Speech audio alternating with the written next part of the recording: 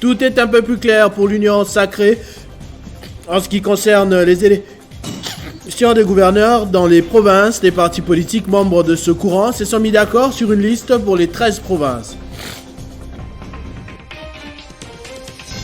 François Béat a été entendu pour la première fois aujourd'hui à la prison de Makala où il est incarcéré depuis ce lundi.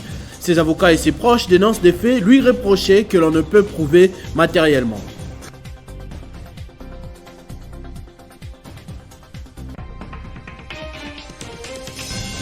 Il y a aujourd'hui 101 ans, le Congolais Simon Kimbangu débutait son ministère prophétique, une vie qui aura marqué des millions d'hommes sur Terre. Félix Tshisekedi avait souhaité que ce 6 avril soit décrété journée fériée.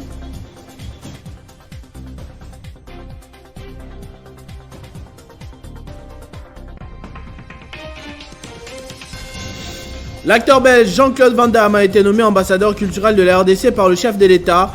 En séjour à Kinshasa, la superstar a présenté ce mercredi devant la presse son passeport diplomatique.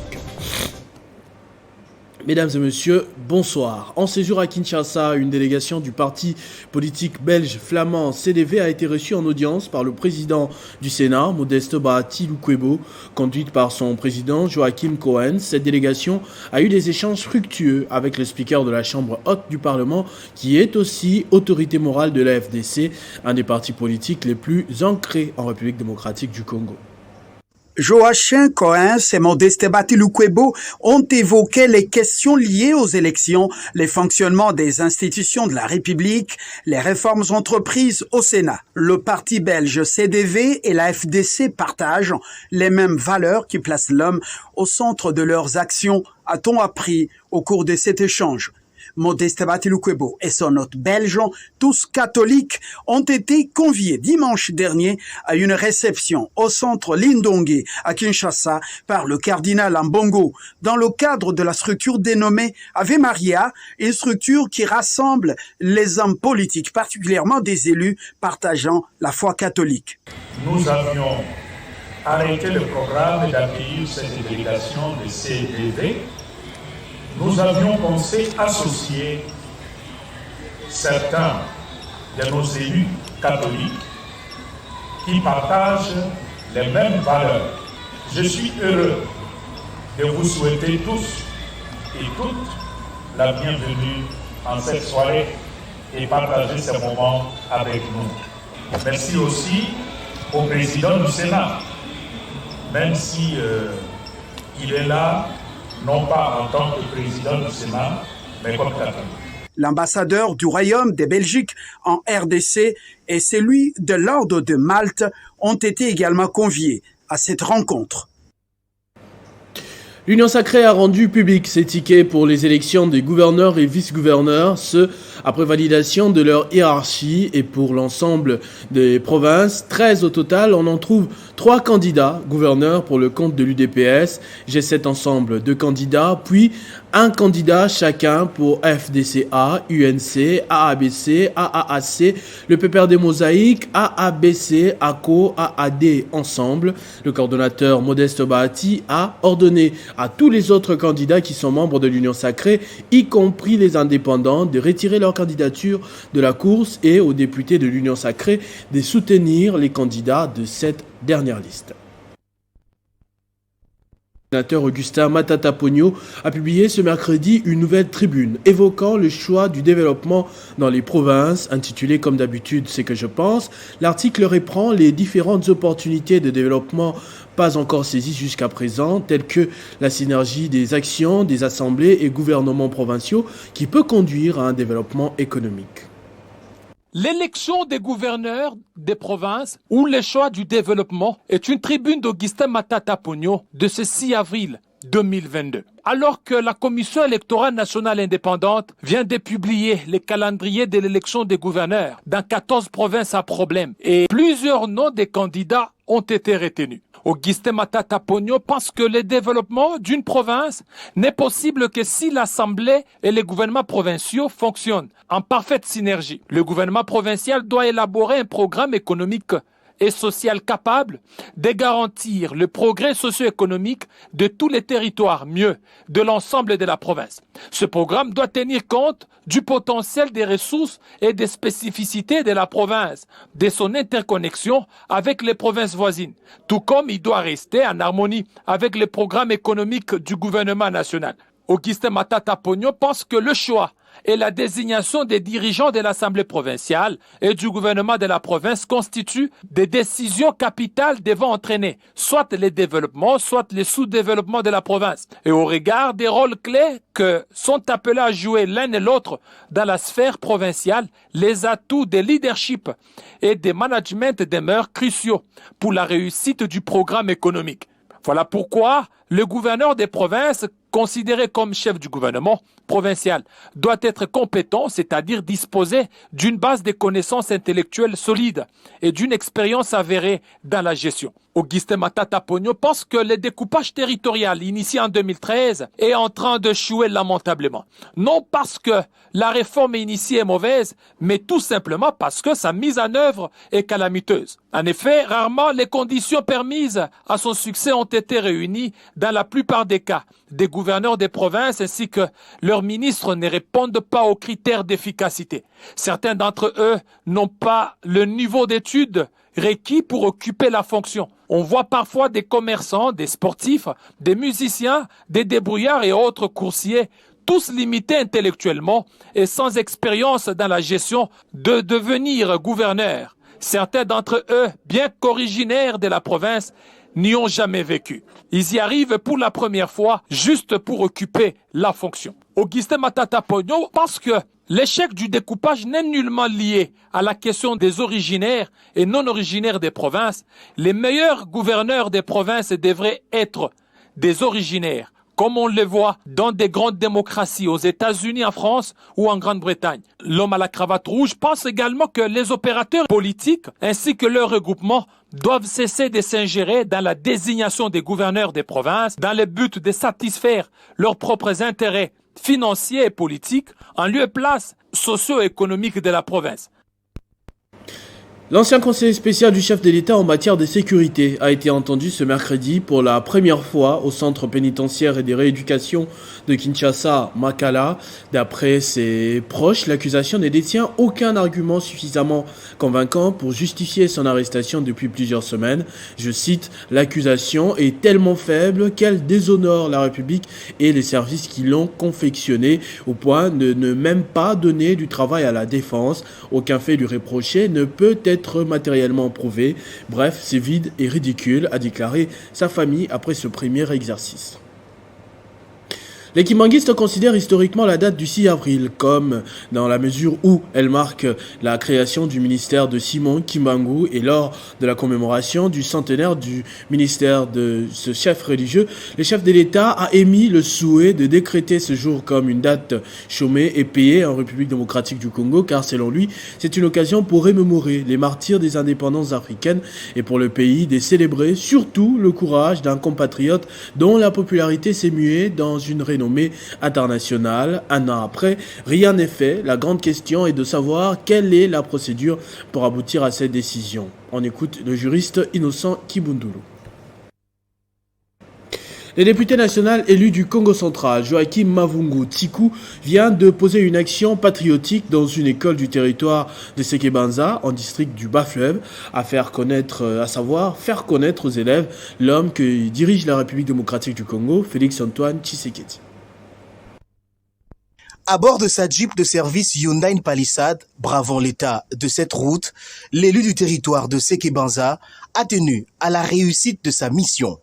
Joachim Mavungu Tsiku n'a pas tardé après avoir appris que les élèves de cette école du territoire de Sekebanza, dans la province du Congo central, ne connaissent pas le président de la République Félix-Antoine Tshisekedi Tshilombo. Au lieu d'apporter des t-shirts extampillés de sa photo ou des vareuses, il s'est amené personnellement avec l'effigie du chef de l'État.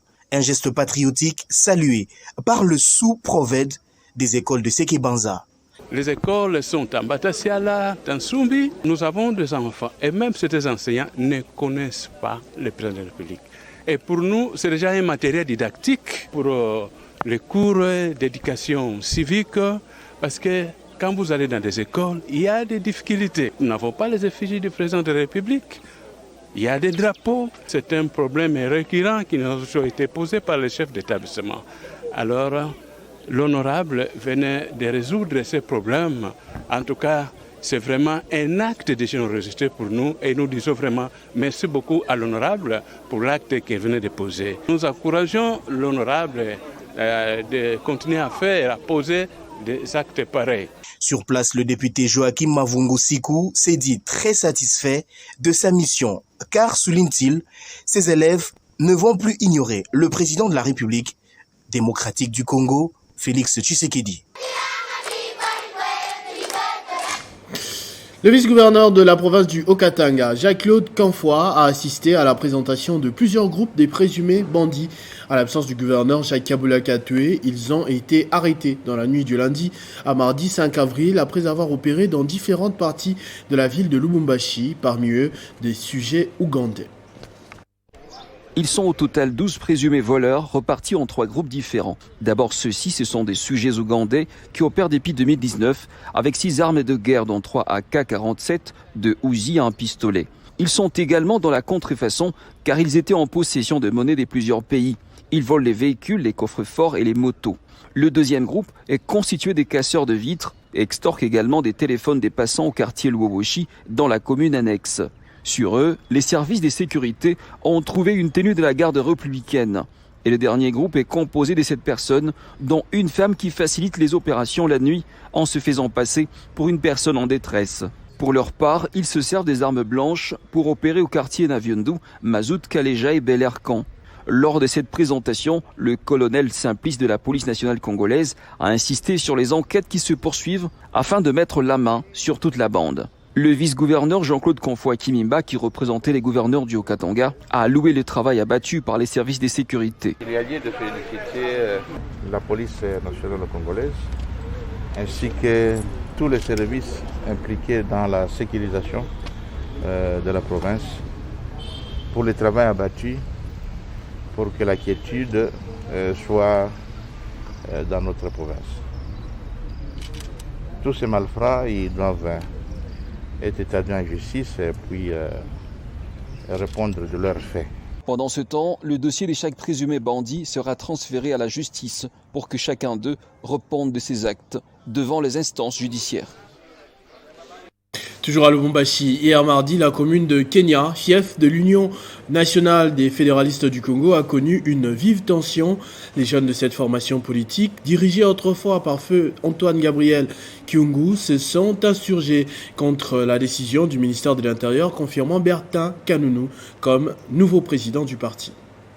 L'avant-midi de ce mardi 5 avril était très mouvementé sur l'avenue Munama, marché Njanja, et sur quelques avenues se trouvant aux alentours du grand marché de la Kenya. Les activités commerciales, le transport et la circulation des paisibles citoyens étaient totalement perturbées ou mieux coupées. On voit bien sur ces images des jeunes brûlant des pneus sur les axes précités. À la base de ce drame, la nomination par le secrétariat général du ministère de l'Intérieur, Sécurité, Décentralisation et Affaires coutumières d'un président intérimaire en remplacement de Antoine Gabriel Kyungu Akumwanza à la tête de l'UNAFEC. D'après Eric Mouta, président fédéral, cette décision viole les statuts de l'UNAFEC. Voilà ce qui justifie ces échauffourées spontanées ayant paralysé les activités socio-économiques de la commune Kenya. D'après les informations obtenues auprès du secrétariat général, c'est sur base des fausses données que cette décision a été prise alors que M. Bertin Kanounou n'est plus membre de l'Union nationale des fédéralistes du Congo il y a plus de 4 ans passés. C'était bien avant de revenir sur sa décision. Selon certaines sources, le bilan de ces manifestations fait état de 2 morts et 4 autres blessés. Bilan tout de suite rejeté par la police sur place à Lubumbashi dans le Haut-Katanga. Il est à noter que la situation est redevenue relativement calme dans cette commune. Monsieur Eric Ezazou, respectivement président fédéral et responsable de la Ligue des Jeunes, ont daigné présenter leurs excuses aux personnes victimes directes et indirectes suite au débordement observé. Différentes coordinations de la société civile qui étaient en réunion de crise à Mbandaka ce mardi ont désavoué l'équipe du cadre de concertation provinciale de cette organisation dirigée par Fabien Munguza et ont mis en place une équipe de crise jusqu'à l'élection du nouveau comité. Une résolution prise après un climat de méfiance installé par les désormais anciens comités. Reportage de Pamafi Otenga.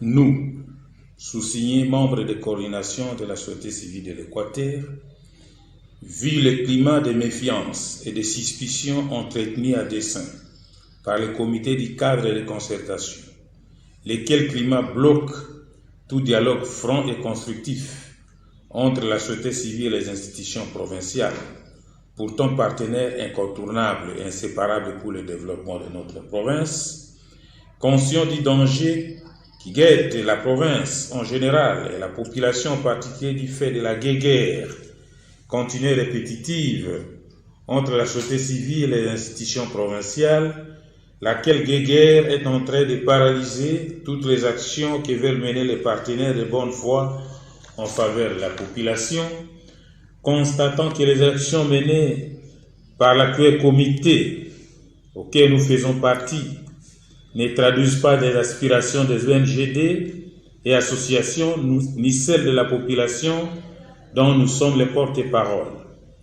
Étant entendu que l'actuel comité a démontré ses limites en s'affichant incapable d'organiser l'Assemblée générale élective à l'issue de laquelle de nouveaux animateurs crédibles et fiables seront élus, capables de faire redémarrer la structure pour le développement de la province. Prononçons solennellement et sans appel les désaveux de l'actuel comité. Mettons en place un comité de crise pouvant conduire à l'organisation d'une assemblée générale élective à l'issue de laquelle les nouveaux animateurs crédibles, conciliateurs et non conflictuels seront mis en place pour le bien-être de la population. Une délégation du ministère de la Défense nationale séjourne à Goma depuis lundi. Il s'agit d'une mission de sensibilisation de la population sur la collaboration entre les civils et les militaires pour lutter contre l'insécurité. Dans un échange avec la presse mardi, à l'aéroport même, le général José Mouloubi avait souligné que cette mission les conduira dans les villes de Béni et de Bukavu. Les opérations civilo-militaires, qu'est-ce que ça veut dire? Ce n'est pas un nouveau mot. Vous le connaissez. Ici, moi, mon rôle est de rechercher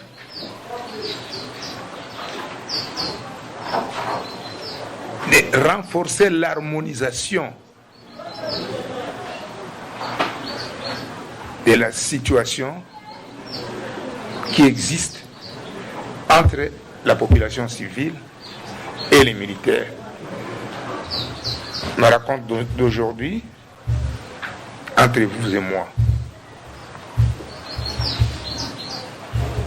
l'harmonisation de la situation, la complémentarité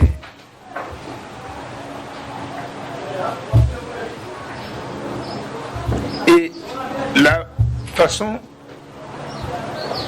de bien-être entre ces deux communautés-là. Vous savez, moi j'étais ancien militaire. À notre époque, si un militaire, un civil qui se croisent, les militaires et les civils avaient toujours tendance de dire « Ah, je suis sauvé ». Et depuis un certain moment, on a rencontré le contraire.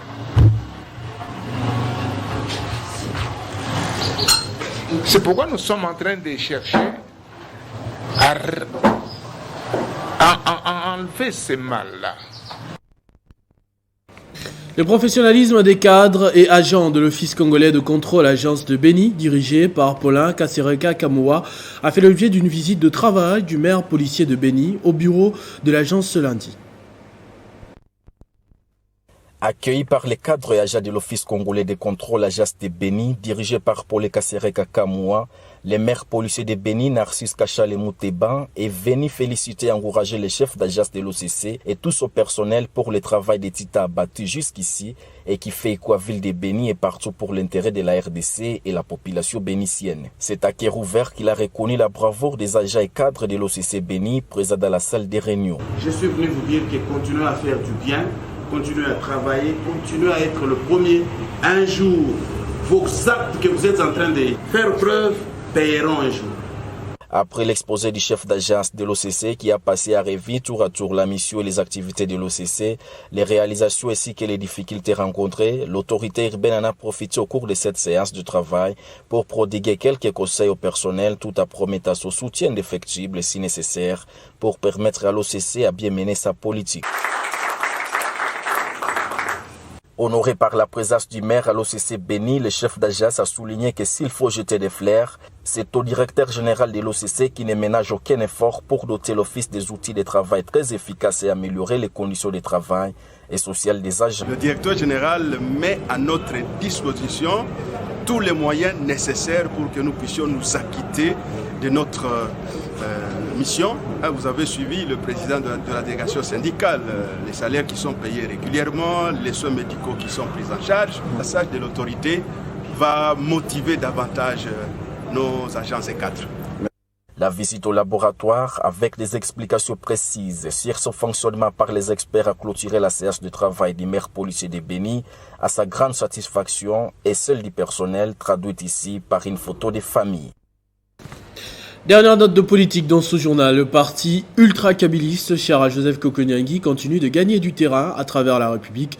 L'Alliance des paysans et indépendants enregistre des adhésions massives à Kisangani, ville influente dans la partie orientale du pays. C'est un périple pas comme les autres. L'envoyé spécial du professeur Joseph Kokoniangui, Aimé Moussoga, a été accueilli chaleureusement à Kisangani, venu dans cette ville avec un seul message de son autorité morale, celui de préserver les acquis du parti ultra-kabiliste.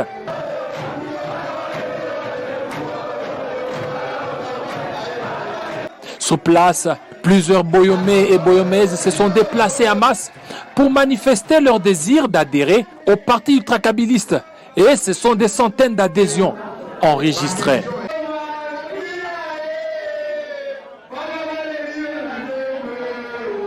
Aimé Moussoga, secrétaire général adjoint du parti, ne jure que sur la candidature de Joseph Kabila ou à défaut un candidat de son choix, tel que prêché par Joseph Kokoniangui. Nous, API, nous nous engageons à soutenir la candidature de Joseph Kabila aux élections de 2023. Ou soit, si Kabila dit qu'il ne va pas postuler, qu'il nous présente son candidat. Ce que nous avions compris d'abord premièrement est que la population était déjà fatiguée. La population est fatiguée des élections.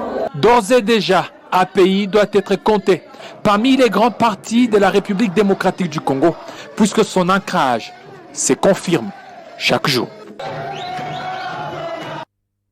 Nommé ambassadeur pour le rayonnement de la jeunesse du point de vue sport, santé et de la culture, Jean-Claude Van Damme a promis en conférence de presse ce mercredi de convaincre les stars du showbiz international qu'il y a de la sécurité au Congo. Je cite, « Parfois les gens ont une certaine peur et ne veulent pas venir ici à cause des fausses informations distillées dans l'opinion. » Dans sa liste des stars à convaincre pour une visite au Congo, Sylvester Stallone, Schwarzenegger, Jackie Chan et bien d'autres, mais aussi des chanteuses comme Jennifer Lopez, des footballeurs comme Messi, Ronaldinho ou encore Cristiano Ronaldo. Pour l'invité de Félix Tshisekedi, le Congo est le plus beau panier génétique au monde qu'il faut préserver avant de s'investir dans des virées pour d'autres planètes. Ce journal est terminé, je vous en rappelle tout de suite les principaux titres. Tout est un peu plus clair pour l'Union sacrée en ce qui concerne les élections des gouverneurs dans les provinces. Les partis politiques membres de ce courant se sont mis d'accord sur une liste pour les 13 provinces. François Béat a été entendu pour la première fois aujourd'hui à la prison de Makala où il est incarcéré depuis ce lundi. Ses avocats et ses proches dénoncent des faits lui reprochés que l'on ne peut prouver matériellement. Il y a aujourd'hui 101 ans, le Congolais Simon Kimbangu débutait son ministère prophétique, une vie qui aura marqué des millions d'hommes sur terre. Félix Tshisekedi avait souhaité que le 6 avril soit décrété jour férié. L'acteur belge Jean-Claude Van Damme a été nommé ambassadeur culturel de la RDC par le chef de l'État. En ce jour à Kinshasa, la superstar a présenté ce mercredi devant la presse son passeport diplomatique. À tous et à toutes, merci de votre attention soutenue. Ce journal sur Télé 50 est terminé. Vivez heureux, vivez 100 ans, mesdames et messieurs.